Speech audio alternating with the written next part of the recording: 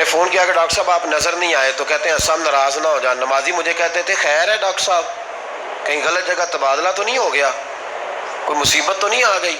تو کہتا ہے مجھے شرم سی آتی ہے کہ نمازی اس طرح، ویسے بھی میں گیا نہیں، 60 سال عمر ہو گئی، تو اب نمازی تو یہ آپ کیا کر رہے ہیں؟ ہم کوئی اللہ کی رحمت کے منشی ہیں کہ ہم سے پوچھ کے وہ دے گا جس کو دے گا؟ کیا کرتے ہو؟ او بھائی، حضرت باجزید بستامی رحمت اللہ تعالیٰ علیہ جیسے لوگ کہا کرتے تھے جنہوں نے ساری زندگی جھوٹ نہیں بولا، حرام نہیں کھایا، فرماتے تھے الفن کہتا ہوں، بالغ ہونے کے بعد نماز قضا نہیں کی، لیکن پھر بھی کہا کرتے تھے دعا مانگو میرا رب مجھ سے حساب نہ پوچھ لے، حساب والا نہیں ہوں میں، درگزر والا ہوں۔ عدل کرے تے تھر تھر کمبن اچیاں شانہ والے، یہ تو فضل کرے تے بخشے جامن میرے جے منہ کالے، تو مہربانی کریں۔ آگے چلیں، رمضان شریف میں سخاوت کرنی ہے۔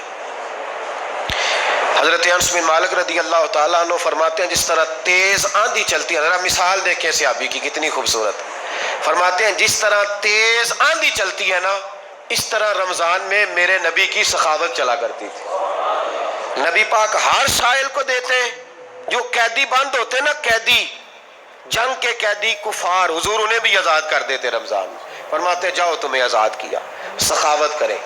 اور میرا مشورہ ہے اس دفعہ غریبوں سے غریب سخاوت کریں، نسخہ دے رہا ہوں امیر ہونے کا، تو سخی ہو جا، رب کریم تجھے امیر کر دے گا، سخی بن جا۔ مالا والے سخی نہیں ہوندے تے سخیاں کول مال نہیں ہوندا، ایتھے اوتھے دوواں جہانی، سخی کنگال نہیں ہوندا، سخی بن جاؤ۔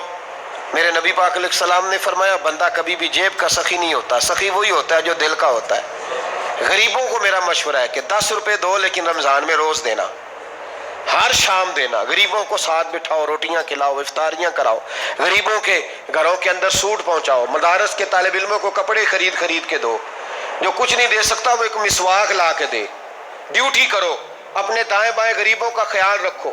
جن گھروں میں اکثر دیکھتے ہو کہ دال کا شاپر جاتا ہے، وہاں رمضان شریف میں صبح صبح گوشت پہنچاؤ، مہربانی کرو۔ غریب امیر تو کسی کو تب دے گا جب اس نے ووٹ لینے ہوں گے، وہ تو وہاں زکوٰۃ دے گا جہاں سے اسے پتا ہوگا کہ میری تعریف اچھی ہوگی، وہ تو مسجد میں اس وقت خرچ کرے گا جب اس کا نام بار بورڈ پہ لکھا جائے گا۔ غریبوں، تم نے ظلم کیا ہے، اگر تم اپنی 4 غریب بھائی مل کے ایک غریبنی بہن کا خیال رکھتے تو اس غریبنی کو محلے کے چودھری کے پاس نہ جانا پڑتا۔ اگر 4 غریب بھائی ایک غریب بھائی کا خیال کر لیتے، تھوڑے تھوڑے جو صاحب حیثیت تھے، تو وہ مجبور نہ ہوتا۔ مہربانی کرو۔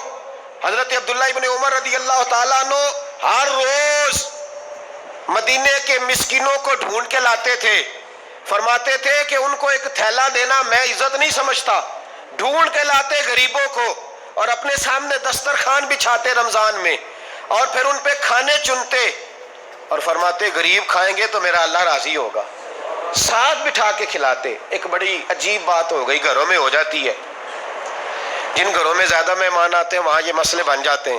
ایک دن زوجہ کہنے لگی کھانا آپ کا یہ آج مہمان کو نہ لائیے گا، کہہ دیتی ہیں نا بیویاں کبھی کبھی، یہ نافرمانی نہیں، اگر آپ کو کھڑا کیا جائے نا رمضان میں روزہ رکھ کے